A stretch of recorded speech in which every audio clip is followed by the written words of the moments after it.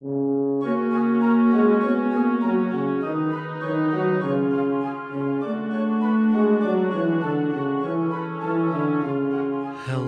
everyone, and welcome to a new episode of Wind Waker Unflooded, the 3D modeling fan art project where we are reimagining the Kingdom of Hyrule within the world and art style of The Legend of Zelda, The Wind Waker, extrapolating from what we see of the islands of the Great Sea, which we know are the mountaintops of Hyrule, and 3D modeling what the world below could have looked like.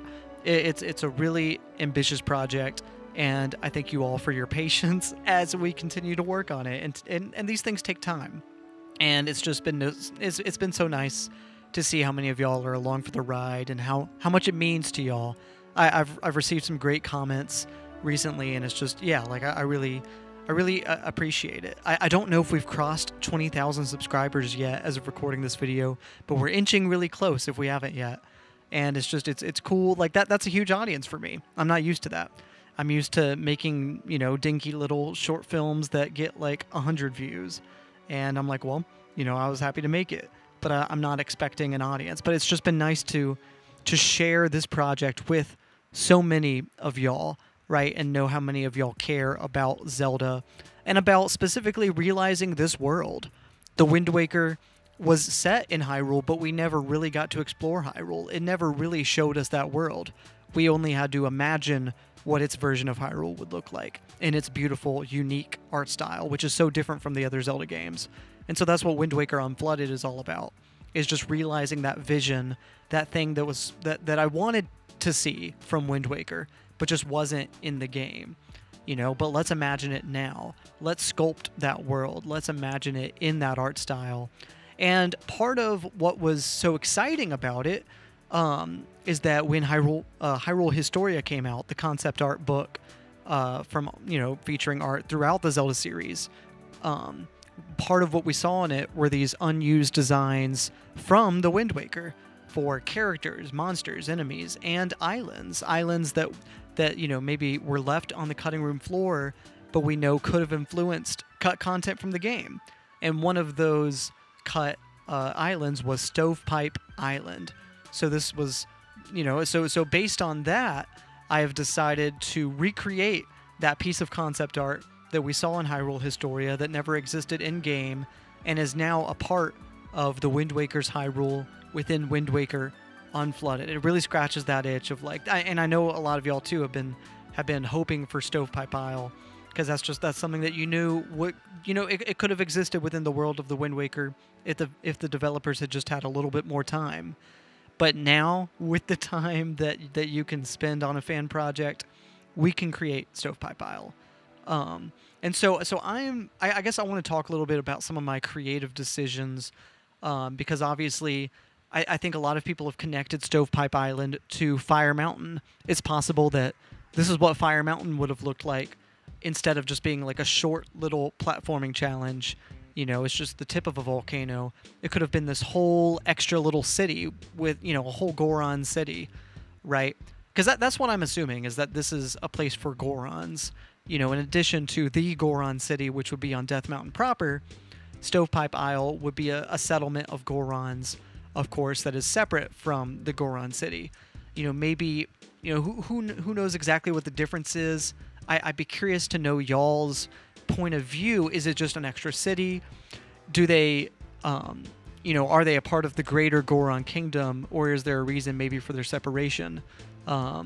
It's Stovepipe Isle, so I would love to keep developing the area and maybe have some kind of furnace or forge nearby as well, right? Maybe lean into some of the industrialization, right, for these stovepipes, right, and just kind of show some of that machinery. I'd like to further develop the area.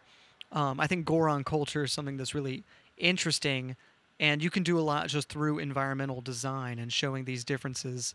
And I think it'd be interesting if Goron City maybe is a little more traditional, but Stovepipe Isle and its maybe settlement around it is a little bit more industrialized, perchance.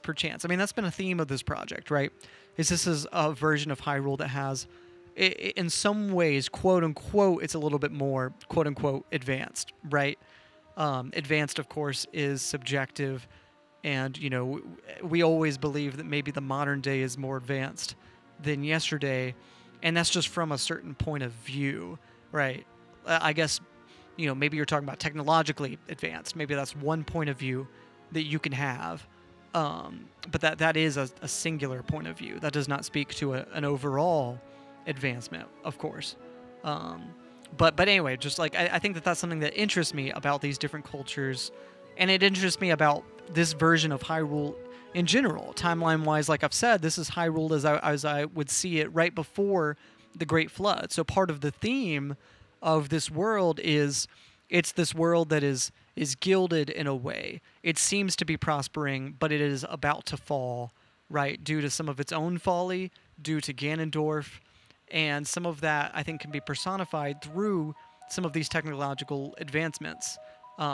You know, not that there's anything wrong with that, but there is something a little bit, how do I put it? How do I put it? Maybe Babel-like, right? That you're trying to build your way to heaven, and, you know, I think that there's going to be a rude awakening sometimes that comes from that, right? When you make yourself as a god, right? That's something that might get challenged in the form of a great flood. So it's something that I'm really interested in just in this period of Hyrule's history. I would love if there was another game set during this time. And I guess that's the thing about the Zelda timeline, right? Is you'll count out the possibility of like, well, we'll never get another Toon Link game, or we'll never get another sequel to A Link to the Past and the Downfall timeline. That's just for the older games. And then A Link Between Worlds comes out, and now we're getting Echoes of Wisdom. And I'm not exactly sure where Echoes of Wisdom takes place in the timeline. The game's not out yet, but it seems very possible that it is continuing the Downfall timeline, right? Which is very interesting to me. I don't know. It's just like you can't take for granted the fact that like some of these games are old, and Nintendo will just suddenly respond to this old idea in a new way, right? It's like, I don't know. I think that this is true for so many games. Like, I wouldn't even count the Hero of Time or the Hero of Twilight or the Hero of Winds. I think these are all heroes that we could see again, or could see games that take place near their point in the timeline again, or ideas from those games. Nintendo doesn't just abandon them. And that's something someone left a comment on one of my videos, and I really like it, and I kind of want to pull it up if I can, because I thought it was very, very interesting. Let's see. Yeah, here it is. This is from Barryu, Bariyou. Excuse me, I'm not sure exactly how to pronounce this. But this was in response to a video that I did in response to a video from Steve Gaming, who did a video about the Wind Waker and its philosophy and its writing. And so this commenter says, at the time of this comment, Steve has another video diving into Twilight Princess and its development. I gotta watch that. In it, he touches on something very interesting in that Aonuma, as soon as Wind Waker was released, was already working on a sequel. A year later, and the team hires on 2 new writers.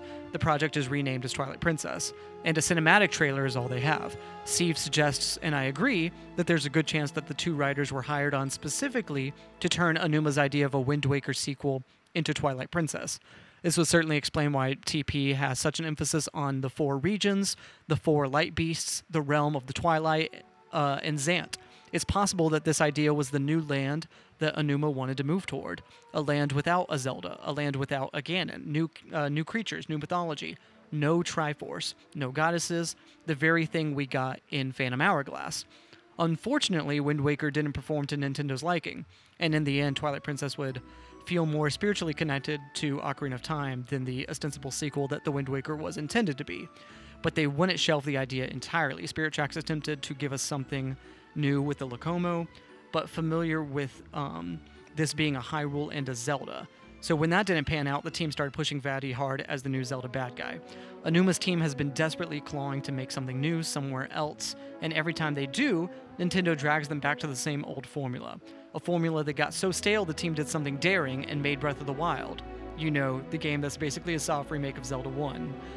I love that comment. Excuse me, that's the whole comment.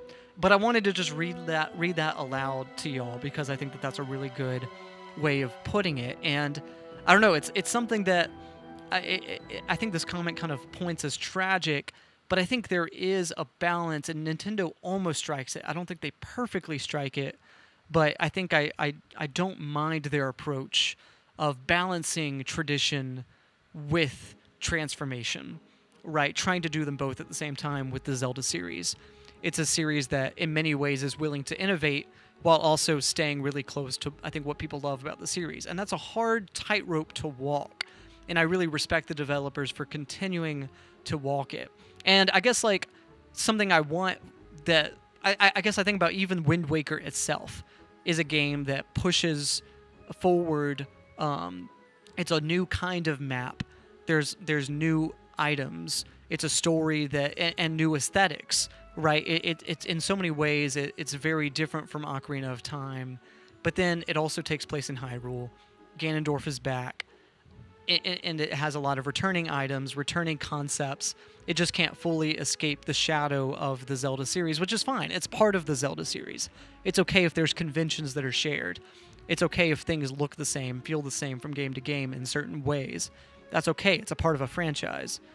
But there's ways in which it's trying to figure out, well, in which ways is it a part of the franchise and has to stay close, and in which ways can it venture back out? And, like, I want more games that don't take place in Hyrule, or where Hyrule is totally changed, right? I want more transformations. If yeah, like I said, if we're not in a new place, at least change Hyrule, which is where I think the Twilight Realm is really interesting, right? Because it's a whole new world, and yet it's another side of Hyrule, right, that feels like another dimension, right? It's a really interesting, I think, balance, and that's just part of what Zelda is. It's that balance between new and old, and I think often it strikes it well.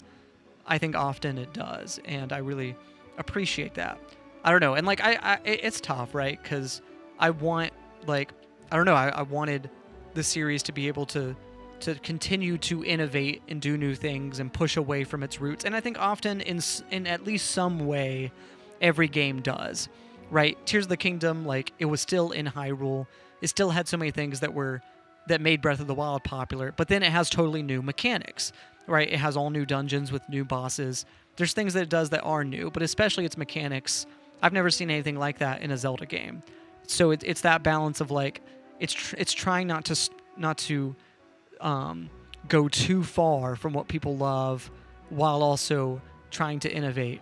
And I think that's a tough balance, but I respect the developers, I think, for trying to do both, for trying to hold on to what people love about Zelda, while also I think what I love about Zelda is that it changes, is that it's different each time. That really excites me, and I'm so excited to see what they do next, both with Echoes of Wisdom and whatever the next 3D entry is. But without further ado, I think it's about time to wrap up this video. Y'all, behold, Stovepipe Isle.